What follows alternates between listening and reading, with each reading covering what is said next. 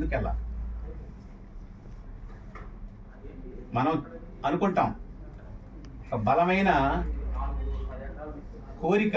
కోరిక ఉంటే మనం ఆశ ఉంటే ఏం జరిగిద్ది, ఆశయం ఉంటే ఏం జరిగిద్ది.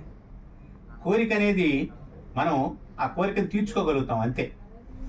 అదే ఆశ ఉంటే చచ్చేదాకా పని చేసుకోవచ్చు. ఆశయం ఉంటే చచ్చిన తర్వాత కూడా ఉపయోగపడుతుంది.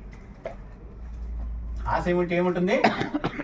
సో కొందరు వ్యక్తులు ఆశయం కోసం పనిచేసేవాళ్ళు ఉంటారు. వాళ్ళు చచ్చిన తర్వాత కూడా వాళ్ళ గురించి చెప్పుకుంటారు ఈ సమాజం. ఇలాంటి తత్వాన్ని ఎవరైతే ఏర్పరచుకుంటామో వాళ్ళే. అందుకే మనకు అవకాశాలు కూడా ఎన్నో రకాలుగా ఉంటాయి. ఒకటి అవకాశం, మన ఊరు మొత్తం మీద మనం నెంబర్ 1 కావచ్చు. ఏమ రైట్? మన మండలం మొత్తం మీద కూడా మనం నెంబర్ 1 కావచ్చు. జిల్లా మొత్తం మీద నెంబర్ 1 కావచ్చు. ఈవెన్ స్టేట్ మొత్తం మీద కూడా నెంబర్ 1 కావచ్చు.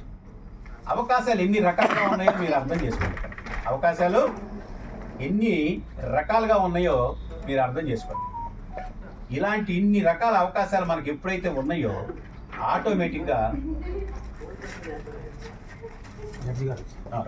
రైట్ సార్ ఈ రకాలుగా ఉన్నాయో అర్థం చేసుకోవచ్చు మీరు. ఈ అవకాశాలని అందిపుచ్చుకునే అదృష్టం కూడా మనకు ఉండాలి. దీన్ని ఏ విధంగా సాధించాలనే విషయం మీద కూడా మీరు ఎవరికి వాళ్ళు అబ్జర్వ్ చేయాలి. ఇప్పుడు మనం డిస్ట్రిక్ట్లు మొత్తం మీద కూడా మనం నెంబర్ 1 పొజిషన్లో ఉండొచ్చు. ఆ తర్వాత స్టేట్ మొత్తం నెంబర్ 1 ఉండొచ్చు. ఈవెన్ కంట్రీ ఆల్సో నెంబర్ 1 ఉండొచ్చు. ఈవెన్ వరల్డ్ మొత్తం మీద కూడా నెంబర్ 1 ఉండొచ్చు. అంటే ఎన్ని అవకాశాలు ఉన్నాయి. మనం నిజంగా కనుక అందిపుచ్చుకోవాలనే తత్వం కనుక మనలో ఏర్పడితే ఎంత మెజర్ చేయడానికి వీలు లేనంత స్టేజీలు ఉన్నాయి. వీటిని మళ్ళా సాధించుకున్న అవకాశాలని నిలబెట్టుకునే తత్వం కూడా ఉండాలి. ఒకడు ఒక టైంలో నెంబర్ 1గా ఉంటాడు, ఇంకోడు మళ్ళీ వెంటనే డౌన్ అయిపోతాడు. ఏందిరా అంటే వాడి ప్రొడక్టు, వాడు చేసే బిజినెస్లో లాభాలు రావచ్చు, నష్టాలు రావచ్చు. ఇలాంటి తత్వం మనం ఏర్పరచుకొని ఇన్ని రకాల అవకాశాలు ఉన్నాయి కాబట్టి మన జనరేషన్లో మనం ఇవాళ కష్టపడితే, తాత కష్టపడితే పిల్లవాడు గోల్డెన్ స్పూన్తో పుడతాడు మనవడు. ఏమై రైట్ ఆర్ నాట్? పిల్లవాడు గోల్డెన్ స్పూన్తో పుడతాడు.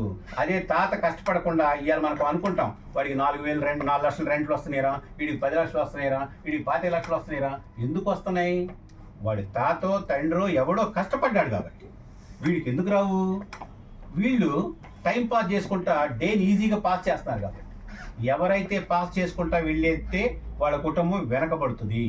ఎవరైతే అందుకే ఎప్పుడు మనం చెయ్యి ఇచ్చే స్టేజ్ని తయారు చేసుకోవాలి కానీ తీసుకునే స్టేజిలో ఉండటానికి వీలు లేకుండా మీరు మీ ప్రయత్నాలు చేయండి.